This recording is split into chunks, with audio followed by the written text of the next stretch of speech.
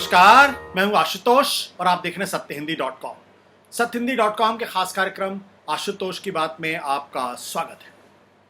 देश के प्रधानमंत्री नरेंद्र मोदी को देश के पहले प्रधानमंत्री जवाहरलाल नेहरू से बहुत कुछ सीखना चाहिए। बहुत कुछ इसलिए सीखना चाहिए क्योंकि देश के अंदर लोकतंत्र बना रहे, ये बहुत जरूरी है। देश का लोकतंत्र तानाशाही में तब्दील ना हो, इसलिए बहुत जरूरी है। देश के अंदर सत्ता पक्ष हो और विपक्ष भी हो, ताकि देश के अंदर जो संसदीय लोकतंत्र है उसका संतुलन बना रहे। इसलिए देश के प्रधानमंत्री नरेंद्र मोदी को जवाहरलाल नेहरू से बहुत कुछ सीखना चाहिए। लेकिन आप ये सवाल कर सकते हैं कि जिस जवाहरलाल नेहरू को मोदी जी बिल्कुल पसंद नहीं करते हैं, उनकी पार्टी और उनकी सरकार लगातार जिनको छोटा साबित करने की कोशिश करती है, जिनके विरासत को पूरी तरीके से खत्म कर देना चाहती है, उससे वो क्यों सीखें और किस लिए सीखें, इस बारे में आपको बातचीत करूंगा। विस्तार से इसका वर्णन भी करूंगा वो कौन सा प्रसंग है। इसलिए क्योंकि आज देश का लोकतंत्र खतरे में है। लेकिन इस पर बहस करने के पहले, वार्ता करने के पहले एक छोटी सी अपील, और हमारी अपील आप जानते हैं, सत्यहिंदी.com के लिए बहुत ज़रूरी है आपका सहयोग। आज के ज़माने में पत्रकारिता बहुत मुश्किल हो गई है। ईमानदार पत्रकारिता को बचाए रखने के लिए ये ज़रूरी है कि आप सत्यहिंदी.com को मजबूत करें, ताकि वो हिम्मत के साथ, ईमानदारी के साथ अपनी बात को मजबूती से आप तक पहुंचाता रहे। इसके लिए ज़रूरी है कि आप हमारे साथ रहें और साथ ही साथ हमें आर्थिक तौर पर मदद भी करें, भुगतान भी करें। सत्यहिंदी.com सदस्यता अभियान हमने शुरू किया है। आप सत्य हिंदी के सदस्य बन सकते हैं, अनुयायी बन सकते हैं। आपको कुछ नहीं करना है, इस वीडियो के नीचे डिस्क्रिप्शन में जाना है और वहाँ आप आर्थिक भुगतान करके हमें और हमारे सदस्य सत्य हिंदी के बन सकते हैं। इससे हमें बहुत बहुत मदद मिलेगी और आपका बहुत बहुत शुक्रिया होगा। और अब बातचीत करते हैं आज के विषय के ऊपर। हमने कहा था कि पंडित जवाहरलाल नेहरू से मोदी जी को बहुत कुछ सीखने की ज़रूरत है। और क्यों कहा था? इसका जो तात्कालिक कारण है वह है राजस्थान की राजनीति। राजस्थान की राजनीति में जिस कदर इस वक्त उलटफेर चल रहा है, उससे सही मायनों में देश का लोकतंत्र और देश के अंदर विपक्ष की सरकारें हैं वो सुरक्षित नहीं है। और अगर विपक्ष की सरकारें सुरक्षित नहीं हैं, सिर्फ कुछ विधायकों को ललचाकर, उनको कहीं बंधक बनाकर, राज्यपाल के दफ्तर को छोटा करके अगर ये सब होगा तो लोकतंत्र वाकई में खतरे में रहेगा। तो सबसे पहले मैं आपको बताता हूँ आज राजस्थान में हुआ क्या। राजस्थान में जैसा आपको मालूम है कि हाईकोर्ट का फैसला आया। हाईकोर्ट के फैसले में ये कहा गया कि जो स्पीकर महोदय हैं वो कृपया फैसले ना करें जो बगावती कांग्रेस के विधायक हैं सचिन पायलट के नेतृत्व में। उसके बाद अशोक गहलोत जो वहाँ के मुख्यमंत्री हैं, उन्होंने राज्यपाल से कहा कि आप फौरन विधानसभा का सत्र बुलाएं, बहुत ज़रूरी है, और अगर आप नहीं बुलाएंगे तो ये दिक्कत की बात होगी। राज्यपाल के यहाँ से संदेश आया कि चूंकि कोरोना का मौसम है, कई विधायक कोरोना से पीड़ित हैं, इसलिए अभी विधानसभा का सत्र बुलाना ठीक नहीं होगा। इसके बाद जो मुख्यमंत्री अशोक गहलोत वो थोड़े तेवर में आए, गुस्से में आए। उन्होंने कहा कि राज्यपाल को किसी के दबाव में नहीं काम करना चाहिए, वो संवैधानिक पद पर है, संवैधानिक पद पर हैं, संविधान की शपथ ली, इसलिए संविधान की सुरक्षा करें। वो उनसे मिलने के लिए गए, लेकिन मिलने जाने के पहले उन्होंने कहा था कि अगर राज्यपाल ने संविधान का पालन नहीं किया तो लाखों की संख्या में जनता राजभवन का घेराव कर सकती है। अपने विधायकों के साथ राज्यपाल से मिलने जाते हैं, वहाँ उनकी 1-to-1 मीटिंग होती है, बाकी के विधायक बाहर रहते हैं। इन विधायकों ने नारेबाजी की, लेकिन देर शाम तक इस बात का पता नहीं चला कि दरअसल विधानसभा का सत्र बुलाया जाएगा या नहीं बुलाया जाएगा। अब इस पूरे मामले में दो पेज बहुत स्पष्ट है। पहला पेज क्या है कि ये अकेला ऐसा मामला है पिछले कई राज्यों की तुलना में जहां राज्य के मुख्यमंत्री ये कह रहे हैं कि विधानसभा का सत्र बुलाइए और वहां दूध का दूध और पानी का पानी हो जाएगा। यानी वो इशारा कर रहे हैं कि विधानसभा का सत्र आएगा, वहां वो अपना बहुमत साबित कर देंगे, क्योंकि उनके पास बहुमत है, बहुमत का आंकड़ा है। राज्यपाल की तरफ से ये हीला हवाली हो रही है। राज्यपाल ऐसा संदेश दे रहे हैं कि दरअसल वो नहीं चाहते कि विधानसभा का सत्र इस वक्त बुलाया जाए। आपको ये अजीबोगरीब स्थिति लग रही है। राज्यपाल को तो फौरन विधानसभा का सत्र बुलाना चाहिए था। अक्सर यह होता है कि मुख्यमंत्री विधानसभा का सत्र बुलाने के पक्ष में नहीं होते क्योंकि उनको लगता है कि उनके पास बहुमत का आंकड़ा नहीं है, इसलिए वो नहीं बुलाते हैं। ऐसे में राज्यपाल जो कलराज मिश्र जी है, उत्तर प्रदेश के बड़े नेता रह चुके हैं, उनकी भूमिका संदेह के दायरे में है। और अशोक गहलोत ने साफ तौर पर आरोप लगाया कि दरअसल वो केंद्र के इशारे पर जो है वो काम कर रहे हैं, वो अपने मन विवेक से फैसला नहीं कर रहे हैं। तो राज्यपाल की भूमिका बहुत संदेह के घेरे में है। और सबसे बड़ी बात क्या है कि पहला वाकया नहीं जहां राज्यपाल की भूमिका संदेह के घेरे में है, पिछले कई ऐसे उदाहरण हैं। और मैं ये बात कहने के पहले बता दूं कि राज्यपाल की भूमिका में सिर्फ नरेंद्र मोदी के आने के बाद से भूमिका संदेह के घेरे में ही, जब मिसेस गांधी हुआ करती थी उस वक्त के बाद से राज्यपाल दरअसल रबड़ स्टैंप हो गए हैं। वो वही करते हैं जो देश की प्रधानमंत्री चाहती थी, जो इंदिरा गांधी चाहती थी। दरअसल गवर्नर बिल्कुल वही करते, उसी तरीके से काम करते। अगर कहते थे उठो तो उठती थी, अगर कहते थे बैठो तो बैठते थे। इसलिए कोई नई बात नहीं हो रही। नई बात यह हो रही है कि 2004 से लेकर 2014 तक एक परंपरा बन गई थी जहां राज्यों को बर्खास्त नहीं किया जाता था। जो विपक्ष की सरकारें भी थी वो भी लंबे समय तक सरकारों में रही, चाहे मध्य प्रदेश की सरकार हो, चाहे गुजरात की सरकार हो, राजस्थान की सरकार। लेकिन 2014 के बाद से जो परंपरा है उसमें कांग्रेस मुक्त भारत का जो नारा है देश के प्रधानमंत्री का, मोदी जी का और उनकी पार्टी का, उसके तहत जहां जहां विपक्ष की सरकारें हैं, कांग्रेस की सरकारें हैं, उनको डिस्टेबलाइज करने की कोशिश की गई। उतने पूरे इतिहास में नहीं जाता हूं, सिर्फ राज्यपाल की भूमिका, चूंकि राजस्थान के संदर्भ में मैं आपसे बहस कर रहा हूं, इसलिए मैं आपको बताता हूं कि सबसे पहले जो सवाल कई तरीके के खड़े हुए, गोवा से शुरुआत करें। गोवा के अंदर जब कांग्रेस पार्टी वह सिंगल लार्जेस्ट पार्टी बनकर उभरी तो वहां के गवर्नर ने सिंगल लार्जेस्ट पार्टी को बुलाकर सरकार बनाने का न्योता नहीं दिया। वहां की राज्यपाल थी मृदुला सिन्हा, उन्होंने ऑन रिकॉर्ड कहा कि दरअसल वो अरुण जेटली से सलाह मशविरा कर रही थी। अब कोई राज्यपाल जो केंद्रीय कैबिनेट है उसके मंत्री से अगर सलाह कर रहा हो तो आप समझ सकते हैं वो किस तरीके की सलाह मिल रही होगी। खैर, इस पर उनकी जबरदस्त आलोचना हुई, लेकिन उन्होंने किया वही, उन्होंने कांग्रेस को नहीं बुलाया, बीजेपी को बुलाया और सरकार बीजेपी की बनने में मदद की। तो जो कर्नाटक के राज्यपाल है वजूभाई वाला, वो गुजरात के बड़े नेता रह चुके हैं, बीजेपी के बड़े नेता रह चुके हैं, मोदी जी के करीबी रह चुके हैं। अब कर्नाटक के अंदर स्थिति ये थी कि वहां पर जो भारतीय जनता पार्टी थी वो सिंगल लार्जेस्ट पार्टी बनकर उभरी थी और वहां जनता दल सेकुलर और कांग्रेस पार्टी ने अपना बहुमत जाके राज्यपाल को बता दिया था कि हमारे पास बहुमत का आंकड़ा है। लेकिन वहां भी वजूभाई वाला ने यह जानते हुए कि बीएस येदियुरप्पा के पास बहुमत का आंकड़ा नहीं है, उनको सरकार बनाने का न्योता दिया। मामला सुप्रीम कोर्ट में गया। सुप्रीम कोर्ट में जाने के बाद बहुमत का आंकड़ा साबित नहीं कर पाया, उनको इस्तीफा देना पड़ा। लेकिन यहां भी राज्यपाल महोदय ने बीजेपी की सरकार बनवाने में मदद की, वो बहुमत साबित नहीं कर पाई, अलग मसला है। इसके बाद मध्य प्रदेश के अंदर उसके बाद आता है मामला महाराष्ट्र का। महाराष्ट्र के अंदर किसी को स्पष्ट बहुमत नहीं मिला। वहां पे जो राज्यपाल है भगत सिंह कोश्यारी, उन्होंने पूरा मौका दिया देवेंद्र फडणवीस को किसी तरीके से सरकार बना ले। जब वो सरकार नहीं बना पाए तब शिवसेना को बुलाया गया, एनसीपी को बुलाया गया कि आपके पास बहुमत का आंकड़ा है, बहुमत का आंकड़ा नहीं। और अंत में जब ये स्पष्ट हो गया कि कांग्रेस, एनसीपी और शिवसेना की सरकार बन सकती है, तो सुबह 6:30 बजे गवर्नर साहब ने शपथ दिला दी देवेंद्र फडणवीस को, उप मुख्यमंत्री अजीत पवार को, जो बिल्कुल अविश्वसनीय था, अकल्पनीय था, एंटी डेमोक्रेटिक था। वो भी अपना बहुमत साबित नहीं कर पाया और सरकार वहां गिर गई और आज वहां उद्धव ठाकरे की सरकार है। तो जो राज्यपाल की भूमिका है उसमें राजस्थान के अंदर अगर वहां कलराज मिश्र अगर टाला मटोली कर रहे हैं, विधानसभा का सत्र नहीं बुला रहे हैं, तो समझ लीजिए कि ये राज्यपाल दरअसल केंद्र के इशारे पर काम कर रहे हैं, पार्टी के प्रवक्ता की तरीके से काम कर रहे हैं और संविधान के प्रति जो उनकी आस्था है, जो शपथ लेते हैं, उसमें वो उस तरीके से भूमिका नहीं निभा रहे जिस तरीके से उनको भूमिका निभानी चाहिए। अब मैं आपको थोड़ा सा जिक्र करूंगा कि दरअसल, और आज मैं संविधान की किताब के साथ आपके सामने मौजूद हूं।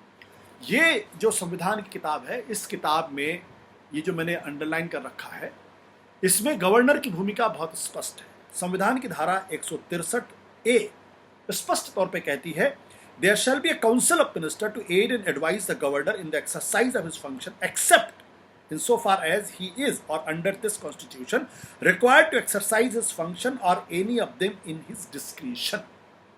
यानी संविधान की धारा 163A 63(1) ये गवर्नर की जो के अधिकार है उनको कहती है कि वो राज्य की जो काउंसिल ऑफ मिनिस्टर है उसके एड एंड एडवाइस यानी उनकी सलाह पर ही काम कर सकते हैं। उनके कुछ विवेकाधिकार हैं लेकिन वो बिल्कुल अलग तरीके के, उसका जिक्र मैं फिर कभी करूंगा। यानी यहां पर राजस्थान के अंदर काउंसिल ऑफ मिनिस्टर ये प्रस्ताव कर रही है राज्यपाल महोदय से कि आप विधानसभा का सत्र बुलाइए, और राज्यपाल महोदय विधानसभा का सत्र नहीं बुला रहे हैं, जबकि वो संविधान की धारा 163(1) के मुताबिक बाध्य हैं काउंसिल ऑफ मिनिस्टर की एडवाइस मानने के लिए। यानी वो संविधान का एक तरीके से उल्लंघन कर रहे हैं। ये बात यहां पर बिल्कुल स्पष्ट हो जानी चाहिए। वो कलराज मिश्र जी दरअसल एक पार्टी के नेता की तरीके से काम कर रहे हैं, वो संवैधानिक पद पर बैठे हुए एक अधिकारी की तरीके से काम नहीं कर रहे हैं। और इसीलिए मैं आज आपके सामने एक और महत्वपूर्ण किताब है संविधान की। ये किताब है जो बहुत बड़े कॉन्स्टिट्यूशनल एक्सपर्ट ग्रैनविल ऑस्टिन ने लिखी है, जिसकी बहुत चर्चा है, जो भारत के संवैधानिक इतिहास का विस्तृत वर्णन करता है। इस किताब में गवर्नर की भूमिका पर, किन परिस्थितियों में क्या रोल होना चाहिए, इस पर लंबी चौड़ी चर्चा की गई। संविधान में क्या स्थिति है, सुप्रीम कोर्ट ने क्या ऑर्डर दिया, इन सब चीज़ों का इसमें वर्णन किया गया है। इसमें 1979 में सुप्रीम कोर्ट का एक आदेश है, उस आदेश का जिक्र किया गया है। और इन्होंने क्या लिखा है, ये मानते हुए कि गवर्नर जो होता है वो दरअसल केंद्र सरकार के द्वारा, राष्ट्रपति के द्वारा नियुक्त होता है।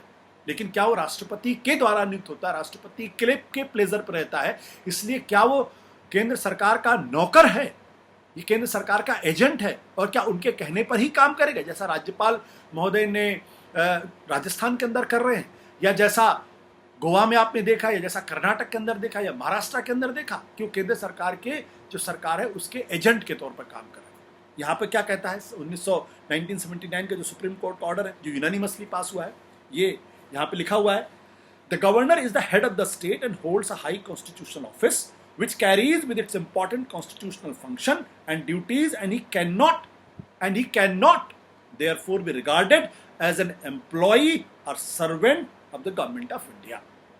यानी वो एक संवैधानिक पद पर है, उसके अपने अधिकार और कर्तव्य हैं, और वो जो है वो केंद्र सरकार के कर्मचारी, नौकर की तरीके से भूमिका अदा नहीं कर सकता है। ये बहुत स्पष्ट इसमें लिखा हुआ है। फिर सरकारिया कमीशन ने क्या कहा है कि the governor is the linchpin of the constitutional apparatus of the state. Sarkaria commission 1988 में लिखता है कि गवर्नर कौन है, ये राज्य के अंदर संवैधानिक जो पूरी का तंत्र है उसका केंद्र बिंदु है। यानी यहां भी उनको पपट नहीं माना गया है कि वो कठपुतली है केंद्र सरकार की। सारा काम दरअसल उनके नाम पर होता है, लेकिन उसके लिए aid and advise of the council of minister जरूरी है, वो बाध्यकारी है। इसीलिए मुख्यमंत्री जो है या प्रधानमंत्री की महानता या गरिमा भारत के संविधान में दी गई है। राज्यपाल के, हालांकि सारे काम राज्यपाल के सिग्नेचर से होते हैं, सारे काम देश के राष्ट्रपति के नाम से होते हैं, लेकिन जो राजनीतिक सत्ता है वो प्रधानमंत्री और मुख्यमंत्री के हाथ में। यहाँ राजस्थान के मुख्यमंत्री काउंसिल ऑफ मिनिस्टर कह रहे हैं कि आप सत्र बुलाइए, और वो सत्र बुलाने में आनाकानी कर रहे हैं, जो कि गैर संवैधानिक है। अब मैंने कहा था कि नेहरू जी से मोदी जी को सीखना चाहिए, ये मैं आपको बताऊं, लेकिन उसके पहले दो चीजें और आपको जिक्र कर देता हूं। दो चीजें क्या है कि ये बड़ा अद्भुत स्थिति है कि पिछले दिनों कांग्रेस के दो बड़े नेताओं ने, एक पूर्व मुख्यमंत्री कमलनाथ ने और एक मौजूदा मुख्यमंत्री अशोक गहलोत ने, इन्होंने देश के प्रधानमंत्री नरेंद्र मोदी को चिट्ठियां लिखी। पहले हम जिक्र करते हैं कमलनाथ की चिट्ठी का। कमलनाथ वो शख्स हैं जो कुछ महीनों पहले तक मध्य प्रदेश के मुख्यमंत्री थे।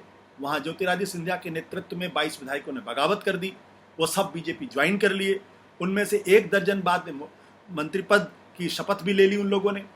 लेकिन अभी भी वहां पर कांग्रेस से विधायकों का निकलना और बीजेपी में शामिल होने का सिलसिला जारी है। 3 विधायक कांग्रेस को डिफेक्ट करके बीजेपी में जा चुके हैं।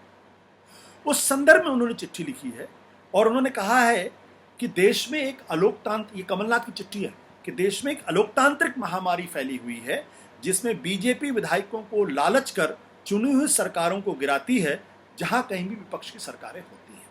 फिर उन्होंने कहा कि मुझे भरोसा है कि भारतीय लोकतंत्र की गिरती साख को बचाने के लिए आप आगे आएंगे। यानी कमलनाथ नरेंद्र मोदी को चिट्ठी लिख के कह रहे हैं कि भारतीय लोकतंत्र की गिरती हुई साख को बचाने के लिए आप सामने आएंगे। यानी आप इस प्रक्रिया को रोकिए जो बीजेपी के नेता विपक्ष की सरकारों को गिराने के लिए विधायकों को लालच देते हैं और फिर जो है वो सरकारों को गिरा देते हैं, जो मध्य प्रदेश में हुआ और जैसा कर्नाटक में भी आपने देखा और अब राजस्थान में जो प्रक्रिया चल रही है। गहलोत ने भी इसके पहले गहलोत ने इतवार को चिट्ठी लिखी थी, लगभग उसी तरीके की चिट्ठी। उन्होंने क्या कहा? उन्होंने भी देश के प्रधानमंत्री से अपील की है कि कृपया करके आप इस अलोकतांत्रिक प्रक्रिया पर रोक लगाइए। उन्होंने कहा कांग्रेस की सरकार गिराने की कोशिश जनादेश का अपमान है और संवैधानिक मूल्यों का उल्लंघन। फिर उन्होंने लिखते हैं कि दिल्ली की बीजेपी क्या केंद्रीय नेतृत्व के इशारे पर उनकी सरकार को गिराने का षड्यंत्र किया जा रहा है। यानी दो बड़े कांग्रेस के नेता अशोक गहलोत जो अपनी सरकार बचा रहे हैं, कमलनाथ जो अपनी सरकार गंवा चुके हैं, वो देश के प्रधानमंत्री से अपील कर रहे हैं कि आप कृपया करके ये जो विधायकों की खरीद फरोख्त करके विपक्ष की सरकारों को गिराने का जो षड्यंत्र चल रहा है इसको रोकें, क्योंकि इससे देश की गरिमा को ठेस पहुंच रही है। इस संदर्भ में मैं कहना चाहूंगा कि दरअसल मोदी जी की क्या भूमिका होनी चाहिए और क्यों जवाहरलाल नेहरू से उन्हें सीखने की जरूरत है। मैं इस किताब का सहारा ले रहा हूँ। इस किताब में एक प्रकरण का उदाहरण दिया गया है और ये मैं आपको बता दूं कि दरअसल पहली बार कोई सरकार गिराने का खेल नहीं चला। 1952 से ये खेल चल रहा है। तो मैंने कहा कि लेकिन तब देश के प्रधानमंत्री की क्या भूमिका थी और आज देश के प्रधानमंत्री की क्या भूमिका, ये जानना बहुत जरूरी है। और उसके बाद मैं अपनी ये बहस खत्म करूंगा। 1952 में उस वक्त की राज्य हुआ करता था मद्रास, जो आज तमिलनाडु है। वहां पे चुनाव हुआ। कुल 375 की विधानसभा थी। उसमें से 152 सीटें कांग्रेस को मिली और 166 सीटें जो है वो यूनाइटेड फ्रंट, एक मोर्चा था उसको मिला। यूनाइटेड फ्रंट के नेता थे टी प्रकाशम, जो कभी कांग्रेस में रह चुके थे। वहां के जो राज्यपाल महोदय थे श्री प्रकाश कांग्रेस के पुराने नेता थे, वो राज्यपाल थे। उन्होंने क्या किया? उन्होंने बजाय यूनाइटेड फ्रंट को, जिनके पास ज्यादा सीटें थी, उनकी सरकार बनाने को बुलाने की जगह उन्होंने कांग्रेस को मौका दिया। और दिलचस्प बात यह है कि सी राजगोपालाचारी, जो देश के पहले भारतीय गवर्नर जनरल थे माउंटबेटन के बाद, जो एक जमाने में प्रधानमंत्री पद के भी दावेदार थे और राष्ट्रपति पद के भी दावेदार थे, उनको बुलाते हैं जो किसी विधानसभा के सदस्य नहीं होते हैं। उनको विधानसभा में नॉमिनेट करते हैं और उनको मुख्यमंत्री नियुक्त कर देते हैं। और उसके बाद जो 166 के लोग थे, उनमें से 16 लोग डिफेक्ट करते हैं और डिफेक्ट करने के बाद इस सरकार को मदद करते हैं और यह सरकार चक्रवर्ती राजगोपालाचारी की सरकार कांग्रेस की बन जाती है। जब यह वाकया होता है तो उस वक्त देश के प्रधानमंत्री पंडित जवाहरलाल नेहरू और देश के राष्ट्रपति डॉक्टर राजेंद्र प्रसाद, इन दोनों लोगों ने इस गवर्नर की इस भूमिका की तीखी आलोचना की और उनको चिट्ठी लिखी। न केवल गवर्नर श्री प्रकाश को चिट्ठी लिखी, बल्कि उन्होंने चक्रवर्ती श्री राजा गोपालाचारी को भी चिट्ठी लिखी। और उन्होंने क्या लिखा, ये मैं आपको पढ़ के सुना देता हूं। नेहरू ने लिखा राजगोपालाचारी को, the one thing we must avoid is giving the impression that we stick to office and that we want to keep others out at all cost. Nehru ji Rajagopalachari को चिट्ठी लिखते हैं, जो उनके समकक्ष थे, उनके बड़े अच्छे दोस्त भी थे एक जमाने में। वो कहते हैं कि हमें ये इंप्रेशन बिल्कुल नहीं देना चाहिए, हमें ये संदेश देने से बचना चाहिए कि हम ऑफिस से चिपके हुए हैं और we want to keep others, और बाकी लोगों को हर कीमत पर सत्ता से बाहर करना चाहते हैं। ये पंडित जवाहरलाल नेहरू ने चक्रवर्ती राजगोपालाचारी को चिट्ठी लिखी थी। राजेंद्र प्रसाद ने भी इसका विरोध किया था। अगर आज यही बात अगर मोदी जी से मैं कहूं कि उन्हें नेहरू जी की इस बात का ध्यान रखना चाहिए जो उन्होंने चक्रवर्ती राजगोपालाचारी को दी थी, कि हमें यह इंप्रेशन नहीं बनने देना चाहिए कि हम सत्ता से चिपके रहना चाहते हैं और दूसरों को हर कीमत पर सत्ता से बाहर रखना चाहते हैं। अगर ये बात मोदी जी नेहरू जी से सीखें तो इस देश के लोकतंत्र का बहुत भला होगा, सरकारों को जो जनादेश मिला जिस पार्टी का, वो जनादेश का सम्मान होगा। राज्यपाल अपनी संवैधानिक भूमिका को निभाएंगे, वो पपेट नहीं होंगे, वो एम्प्लॉय नहीं होंगे, वो बीजेपी के या के नौकर की तरीके से काम नहीं करेंगे। वो गरिमा का ध्यान रखेंगे, चाहे वो वजूभाई वाला हो, चाहे वो मृदुला सिन्हा हो, चाहे फिर वो भागवत सिंह कोश्यारी हो या फिर कलराज मिश्र हो। इनको ये ध्यान रखना चाहिए कि उनकी निष्ठा संविधान के प्रति है, उनकी निष्ठा किसी पार्टी के प्रति नहीं है। लोगों ने उन्हें नहीं चुना है, ये बात सच है। सरकार उनको भेजती, ये भी सच है, लेकिन वो शपथ संविधान की लेते हैं, जैसा 1979 का जो फैसला हुआ है सुप्रीम कोर्ट का, जो मैंने आपको पढ़ के सुनाया। वो अगर ऐसा हो, अगर मोदी जी अपनी तमाम पूर्वाग्रह को छोड़कर, अपनी तमाम दुश्मनी को छोड़कर अगर नेहरू जी सबक लेंगे, तो इस देश का लोकतंत्र जो है वो समृद्ध होगा और उसकी महिमा होगी। नहीं तो जिस दिशा में जा रहा है तो आप जानते हैं। नमस्कार, धन्यवाद, शुक्रिया। सत्य हिंदी के और वीडियोस को देखने के लिए हमारे YouTube चैनल को सब्सक्राइब करें और सीधे नोटिफिकेशन पाने के लिए बेल आइकन दबाएं।